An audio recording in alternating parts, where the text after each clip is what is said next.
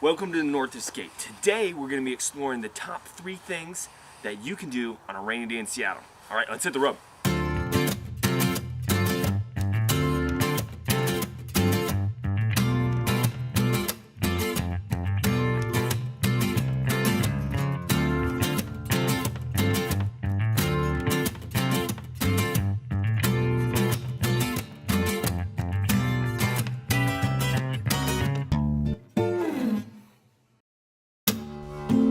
Welcome to the Emerald City. It's the home of coffee, beards, fish, and pretty much anything and everything hipster.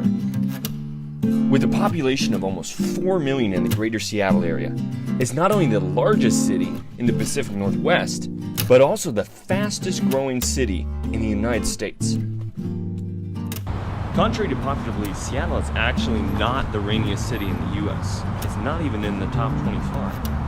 But it is the cloudiest, with 226 days of clouds. Let's just say it's common for Seattleites to feel a bit under the weather.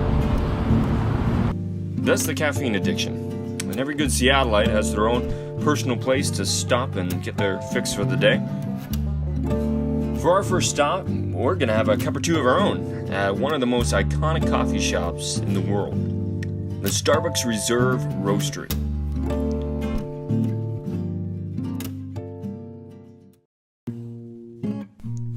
As you can see, it's no hole in the wall.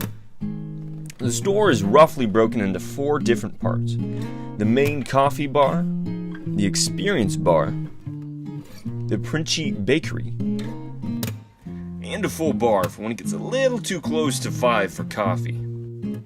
We got a chance to snag 2 seats at the main coffee bar and try a little bit of coffee while talking to our bartender Cody a little bit about the history of the roastery. So, how long has the roastery been here in Seattle? This has been here since 2014. 2014? Princi is new as of last November. Before it was Serious Pie, it was done by Tom Douglas, pretty famous restaurateur in Seattle. Oh, okay. Aside from that, this is where all the reserve belongs from. So, like, if you've ever seen those small black bags of coffee, they've all come from here. All from here? Yeah, that downstairs is our manufacturing line. We bag and ship all over the world. Awesome, awesome. Is this the only reserve in the world then, currently? This is there is now 3 roasteries. There's one in Shanghai, one in Milan, and at mid or end of December, no hard date for it, there's going to be one in New York. Wow. And then Tokyo, and then Chicago. So you might want to keep an eye on your backyard. Sounds like Starbucks might have already reserved a spot. Whew, I feel awake. All right, let's go get some sweet. For our next stop, we're gonna zip across town over to Fremont, because the only thing better than a cup of coffee is a cup of coffee and a little chocolate. Alright, we're here at the Theo Chocolate Factory right here. And for Theo, chocolate is not just a product. It is a journey from bean to bar, and they see it all the way through. This right here is the only chocolate factory that they have, and it's just right here in Fremont. So we're gonna take a tour really quick, and we'll show you the ins and outs of it.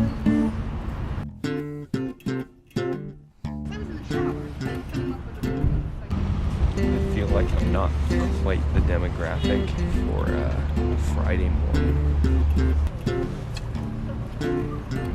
Alright, so we actually just found out we can't take video on the inside, at least we're not supposed to.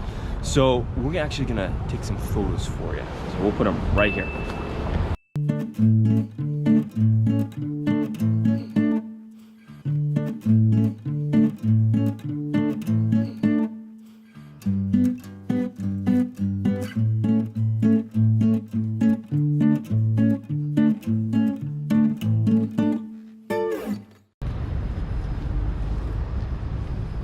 Wrong turn, saw some hipster Oompa Loompas with beards and glasses and beanies and everything like that. Gotta be careful where you go here. Feeling caffeinated and sugared up, we're gonna head back across town to take a look at some interesting plants. Even though the Seattle Spheres were recently completed in January of 2018, the Spheres are quickly becoming an iconic landmark of Seattle. Amazon invested $4 billion into these 3 spherical conservatories for the use of their employees. But today, we get to take a peek inside. It's humid in here, it's really hot. So if you're gonna come, you might want to layer very well, because you're not gonna necessarily want to be wearing a heavy jacket. The structure is 4 stories tall. The center pillar, called the Canyon Living Wall, containing 25,000 plants from different layers of the rainforest. Because the Spheres were built primarily for Amazon employees, the Spheres are open to the public only on the 1st and 3rd Saturdays of the month.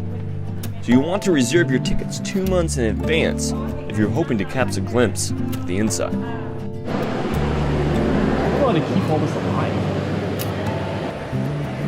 My brother bought me a cactus last Christmas. I just checked on it a couple weeks ago. It's dead.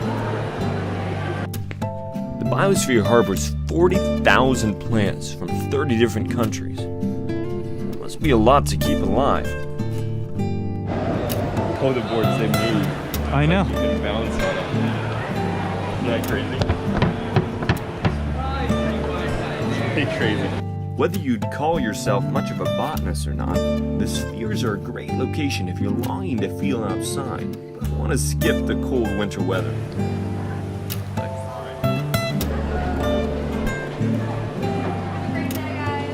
That was super cool. That was definitely my favorite part of the day.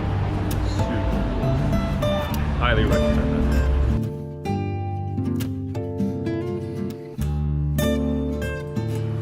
There you have it, the top 3 things you can do in Seattle when it's not sunny like this. So next time you feel tempted to stay in for the weekend, maybe consider getting a little coffee or some chocolate or exploring the Amazon forest.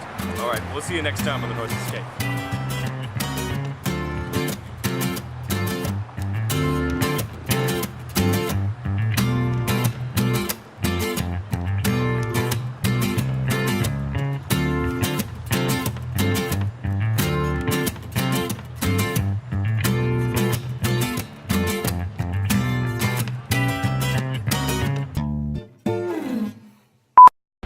Don't want to forget my chocolate.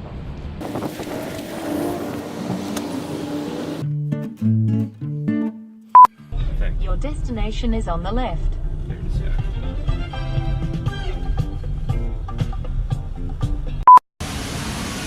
I feel like having a beard is a prerequisite for having a job here at Starbucks. Only the finest lattes for my woofie.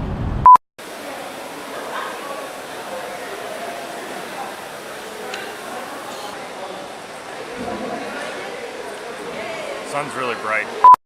Beep beep. I don't know what else to do. All right, we can just, I'll whip a Yui here. Right in front of a police station. Wait, that's a police station? Yes. Is that illegal? I don't know. Yeah. Really? Yeah. I do it all the time. I mean, I don't do that all the time. Well, there's a safe U-turn for you, JT. Don't film and drive at the same time. Safety first.